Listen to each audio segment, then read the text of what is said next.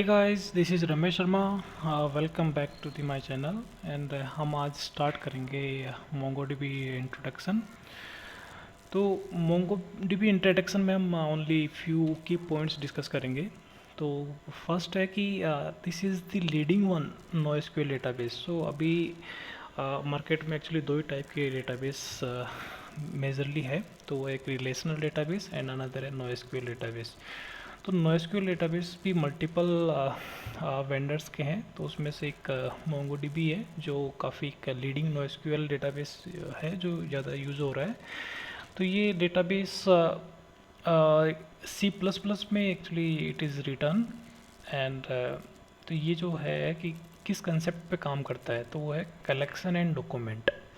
तो यहाँ पे कुछ टर्मिनोलॉजीज़ है, जैसे कलेक्शन एंड डॉक्यूमेंट क्या होता है, देन जो डेटा स्टोर करते हैं तो ये की एंड वैल्यू पेयर में करते हैं, ठीक है। तो एक कलेक्शन एंड डॉक्यूमेंट और लाइक काफ़ी टर्मिनोलॉजीज़ क्या कॉमन रहती है और कैसे हम कंपेयर कर सकते हैं रिलेशनल डेटाबेस से, तो वो देखते हैं। तो RDBMS एंड MongoDB जो एक NoSQL है, तो उसमें अगर टर्मिनोलॉजीज़ का देखें तो डेटाबेस तो यहाँ पे दोनों तरफ टर्म सेम ही रहती है। देन RDBMS में जो हम टेबल यूज़ लेते हैं तो उसको यहाँ पे एक एज ए कलेक्शन कंसिडर करते हैं। तो MongoDB में जो कलेक्शन होता है तो आप कंपेयर कर सकते हो कि वो कलेक्शन एक RDBMS पे टेबल की तरह रहता है। देन टेबल के अंदर जो रो एंड टपल रहता है, तो रो टपल रिकॉर्ड जो भी हम बोलते हैं, राइट, तो इस MongoDB में उसको डॉक्यूमेंट बोलते हैं। एंड RDBMS में जो भी हमारे टेबल लेवल पे फील्ड्स या फिर कॉलम्स होते हैं, तो यहाँ पे जो डॉक्यूमेंट में हम की देते हैं या फिर फील्ड्स देते हैं, तो की और फील्ड्स एक तरह से RDBMS में जो कॉलम होते हैं वहाँ पे की एंड फील्ड्स कंसिडर कर सकते हैं। तो ये होता है कि हम कुछ कॉमन टर्म्स जो बेसिक है तो ये हमें पता रहना चाहिए अगर कंपेयर हम अगर करते हैं दो डेटाबेस को। तो देन उसके बाद में आता है कि ये स्कीमा लेस होता है एक्चुअली। तो ये स्कीमा क्या होता है, तो देखो डेटाबेस में क्या रहता है कि स्कीमा जब डिज़ाइन होता है तो उसमें ना बहुत सारी चीज़ें रहती है, जो फॉर एग्जांपल लाइक इसमें क्या क्या टेबल्स रहेगी पर्टिकुलर स्कीमा में, और टेबल का क्या स्ट्रक्चर रहेगा। तो वो स्ट्रक्चर होता है वो फिक्स होता है, वो आपका document means like record to record vary नहीं करता है। फॉर एग्जांपल एक EMP टेबल है, तो EMP टेबल में मेरे सपोज 10 कॉलम्स है, तो वो हर एक एम्प्लॉय के लिए 10 कॉलम्स ही रहेंगे, और उसमें ऐसा कुछ नहीं रहेगा कि एक एम्प्लॉय के लिए मैं 5 कॉलम रख दूं और दूसरे एम्प्लॉय के लिए 10 कॉलम रख दूं। नहीं, ऐसा नहीं रहता है RDBMS में। और दूसरी चीज़ क्या रहती है, हर एक फील्ड या कॉलम का जो डेटा टाइप होता है वो फिक्स होता है। तो इस वजह से क्या रहता है, हम बोल सकते हैं कि जब हम स्कीमा डिज़ाइन या फिर डेटा भी डिज़ाइन करते हैं तो schema in the sense like उसका एक डिज़ाइन पैटर्न और डिज़ाइन टेबल्स उसका स्ट्रक्चर वो सब फिक्स रहता है, हम चेंज नहीं कर सकते उसको। बट MongoDB में क्या रहता है, लेट मी ओपन। तो MongoDB में क्या रहता है कि यहाँ पे कलेक्शन जो एक टेबल की तरह होता है, तो उसमें हर एक डॉक्यूमेंट का खुद का अपना एक स्ट्रक्चर हो सकता है। तो उसमें ऐसा नहीं है कि आपका हर एक डॉक्यूमेंट मींस लाइक रिकॉर्ड, तो वो रिकॉर्ड या फिर डॉक्यूमेंट का सबका स्ट्रक्चर सेम हो, ऐसा ज़रूरी नहीं है। तो फॉर एग्जांपल अगर मैं रिलेशनल डेटाबेस की बात करूं, तो मेरे पास एक EMP टेबल है। तो EMP टेबल अगर मैंने बनाया तो ऐसा सपोज मुझे इसका स्ट्रक्चर पहले डिफाइन करना पड़ेगा और उनके डेटा टाइप्स भी फिक्स रहेंगे। एंड देन अगर कुछ भी चेंज होता है, अगर इसके स्ट्रक्चर में टेबल की DDL में या फिर स्ट्रक्चर में कुछ चेंज होता है, तो वो चेंज है ना हर एक रो के लिए अप्लाई होगा। ऐसा नहीं है कि वो एक रो के लिए डिफरेंट रहेगा या दूसरे के लिए डिफरेंट रहेगा। इट मीन्स लाइक जो भी रिकॉर्ड होता है वो सेम स्ट्रक्चर को फॉलो करते हैं, राइट। बट यहाँ पे NoSQL डेटाबेस में क्या रहता है, जो कलेक्शन फॉर एग्जांपल कलेक्शन एक EMP है, कलेक्शन एक टेबल की तरह होता है। तो अगर कलेक्शन का में अगर फर्स्ट रिकॉर्ड का स्ट्रक्चर ये है कि मीन्स लाइक फर्स्ट जो रिकॉर्ड या फिर डॉक्यूमेंट, तो फर्स्ट डॉक्यूमेंट में अगर मेरे पास में इतने फील्ड्स है, तो कोई ज़रूरी नहीं है कि सेकंड रिकॉर्ड के अंदर मेरा उतने ही फील्ड्स हो।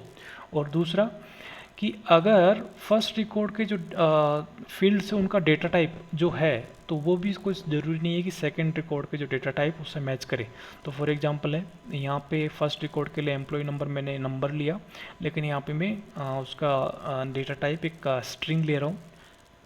तो इस वजह से इसको बोलते हैं स्कीमा लेस। को आपको कोई ज़रूरी नहीं है कि स्कीमा के रूल्स को फॉलो करो, बट इसमें क्या रहता है, जैसे हमने लास्ट वीडियो में डिस्कस किया था स्कीमा वैलिडेशंस, तो अगर हम वो स्कीमा वैलिडेशंस को अगर हम यूज़ करते हैं तो हम एक तरह से जो आरडीबीएस में जो रिक्वायरमेंट फुलफ़िल करते हैं वो सेम यहाँ पे भी हम फॉलो कर सकते हैं यूजिंग स्कीमा वैलिडेशंस। तो स्कीमा वैलिडेशंस में क्या होता है कि हम पहले डिफाइन करते हैं कि पर्टिकुलर डॉक्यूमेंट्स में कौन से फील्ड्स रहेंगे और वो मैंडेटरी रहेंगे और सभी डॉक्यूमेंट्स को उनको फॉलो करना पड़ेगा, और सबका क्या डेटा टाइप रहेगा, और सपोज़ कुछ वैल्यूज़ है लाइक जेंडर फील्ड है तो उसमें क्या पॉसिबल वैल्यूज़ है।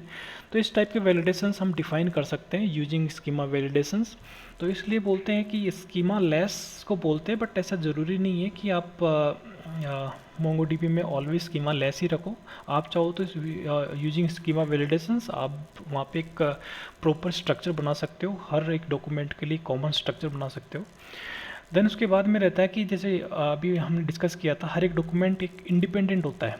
तो यहाँ पे कोई ज़रूरी नहीं है कि हर डॉक्यूमेंट के फील्ड्स मैच करे, डेटा टाइप्स मैच करे, तो इंडिपेंडेंट होता है वो, ठीक है। और ये परफॉर्मेंस वाइज काफ़ी मतलब बेटर रहता है एंड फ्लेक्सिबल भी है कि यहाँ पे हर एक रिकॉर्ड को में कुछ भी डेटा हो सकता है, कम या ज़्यादा, या फिर डिफरेंट डेटा टाइप के डेटा हम स्टोर कर सकते हैं। तो ये दो चीज़ है, तो एक एसेट्स है हाँ मोंगोडीबी की। तो अभी देखो लास्ट की पॉइंट हम डिस्कस करेंगे कि ज़्यादातर हम क्या करते हैं कि जो डेटा मॉडल रखते हैं वो डीनॉर्मलाइज डेटा मॉडल रखते हैं, जिसको हम एम्बेडेड डेटा मॉडल भी बोलते हैं।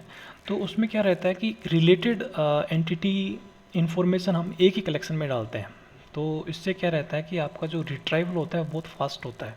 तो जैसे एग्जांपल है अभी मेरे पास में सपोज़ एक एम्प्लॉय की इन्फॉर्मेशन स्टोर करना है, तो एम्प्लॉय और उसका एड्रेस, उसके कॉन्टैक्ट। तो अगर मैं आरडीबीएमएस डेटाबेस यूज़ करता हूँ तो मुझे 3 टेबल बनाना पड़ेगा। तो उसमें एम्प्लॉय टेबल रहेगी, एड्रेस रहेगा, कॉन्टैक्ट रहेगा। देन उसके बाद में जब डेटा रिट्राइव होगा तो थ्रू जॉइंस मुझे करना पड़ेगा और अदर कोई ऑप्शन नहीं है। बट इन नोएसक्यूएल में क्या रहता है कि आप यहाँ पे कलेक्शन के अंदर मतलब एक एम्प्लॉय से रिलेटेड सारी इन्फॉर्मेशन को एक ही डॉक्यूमेंट में आप रख सकते हो। तो इसमें क्या रहेगा कि अगर एक ही डॉक्यूमेंट में रखते हो तो उसका रिट्राइवल काफ़ी फास्ट होगा। तो इस वजह से अगर कंपेयर करो आरडीबीएमएस में, तो इस केस में अगर हम एम्बेडेड डेटा मॉडलिंग करते हैं तो उसमें डेटा रिट्राइवल काफ़ी फास्ट होता है। तो ये हो गया की फीचर्स। तो इस वीडियो में इतना ही, एंड नेक्स्ट वीडियो हम डिस्कस करते हैं MongoDB installation. That's it, thank you.